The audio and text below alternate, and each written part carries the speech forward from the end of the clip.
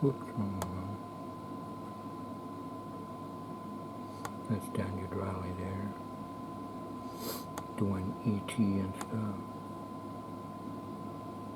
No, not that one. Trying to find the one. I wanted to find it quicker, but I can't do it. Here we go.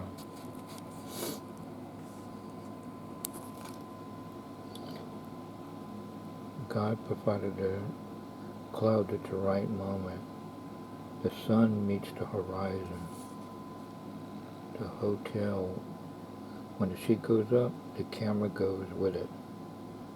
When the sheet drops, the clouds are even with the road.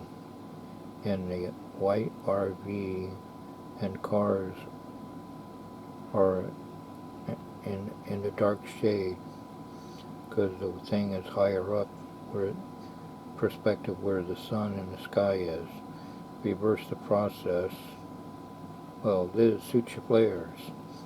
Thing of beauty. And then bring it back. You lower it down. Now, and all of a sudden, the RVs are bright white and the cars are real bright because now the clouds are higher up. The sun meets the horizon. See how the clouds are?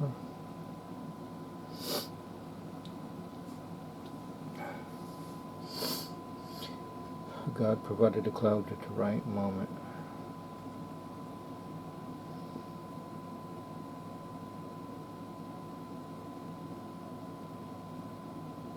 I'm thankful to Jesus that Dave Duncan, one of our Christian friends, recorded it on his VCR while we went to Water Country, USA, and we came back, we were able to get it on VCR tape, then transfer it on a blank DVD-R video disc later on when DVD blank discs and DVD recorders came into play.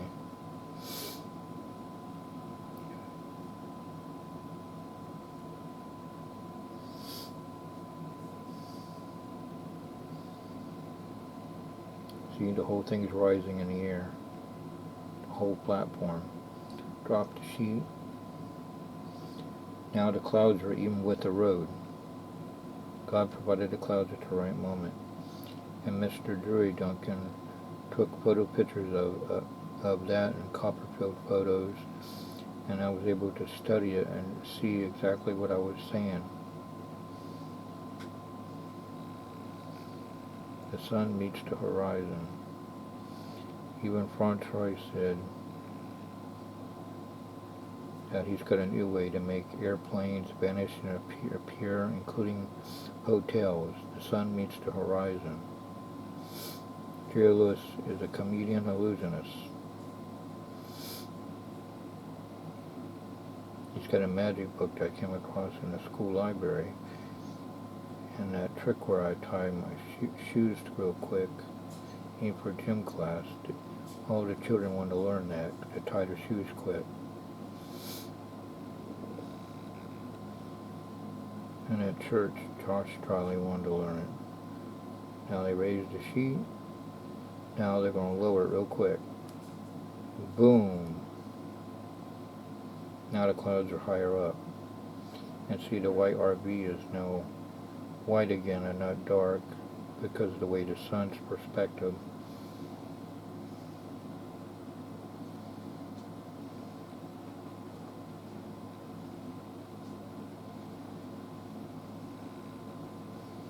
That's Mitch Plixie of the X-Files, Mulder and Scully. He does illusions too. So does Alex Trebek. And Franz Ferrari on this CBS Circus of the Stars, where he walks through a lady, shadow-wise, and breaks the paper.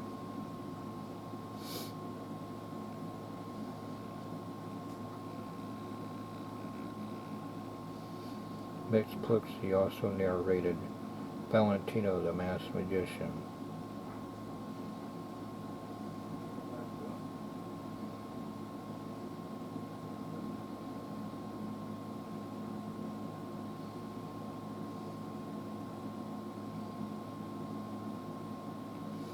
Mark O'Brien's got to escape from that box. It's got a red gas grenade.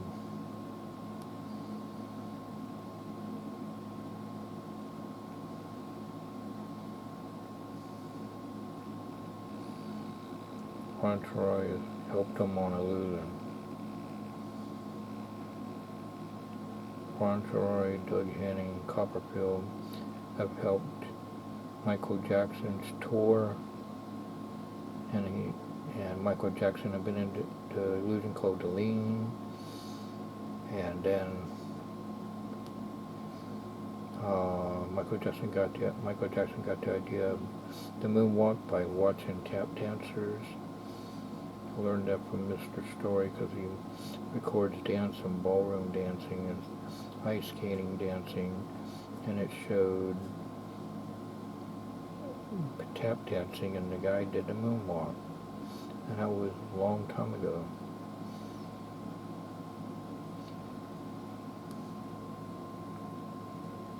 I don't know if this thing is, oh yeah, and Doug Henning, Copperfield, and Fauntleroy helped Earth, Wind and Fire show.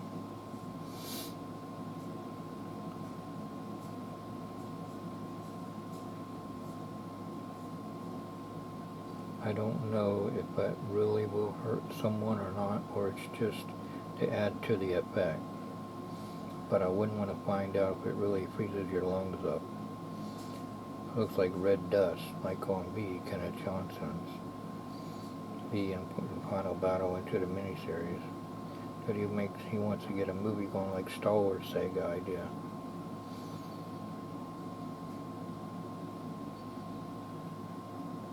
Fauntleroy. When I first thought of this, thought how it was done, I couldn't see how it could be because it still the same amount of assistants wheeling the platform away. But I was going by the basics. Like if you see 12 moving it away, 13 are now moving it away, or 14. But I still saw the amount of workers wheeling it away. I'm thinking, well, maybe that's a mirror there. And Dave Duncan thought of something I didn't think of. He said, look at the top. It's like a bevel-based platform, like a hollow table or a hollow couch. You're right, David. Yeah, you're right. And those I know are fake hands that the assistants are moving up and down to give illusion that's pinning Mark and Brian trying to escape. See, they're going in there. And then the time grenade is going into an empty box that will collapse at the right moment. Fauntleroy's doing slide of talk to misdirect you, the audience, the TV audience and the live audience. They're on Norguy's runway, the same place that Copperfield at night made the airplane vanish at night. Alright? And Fauntleroy is doing the Mark and Brian box to chalk box escape to magically appear in a helicopter and land. They were saying, okay, just get the handcuffs off. Okay, kick the box up. Okay, they're done. I lower the crane. All that is time misdirection, isolation of interest, perspective view, to give you Mark and Brian to get out of the beveled base and get into a helicopter and get up in the air and then land and come out of the helicopter. They could have came down the road in a long limo, a black one or a white one, or they could appear in a military army tank. It's all in the way you want to do it, or reappear in the audience.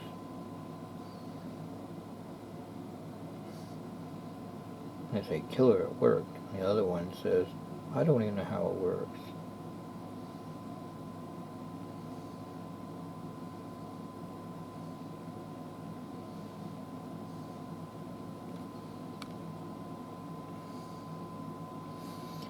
Fauntleroy does something similar, and and just comes on the helicopter on the edge, and then I can't think now. And then his version is not the bevel base. His is the same like Copperfield walking through the Great Wall of China, the hollow stairs. Bob Schofield introduced me to hollow stairs and steps when I first went to see Copperfield at Chrysler Hall when he was doing the tower illusion. And walking through a steel wall pushes the limits of possibility. David pushes the limits of possibility, walks through steel and pushes the limits of possibility. Anyway, it was the same idea, but like the Great Wall of China, just walking through a steel wall. He was saying, this is what he's going to do at the Great Wall of China, but this will give you an idea when he walks to a steel.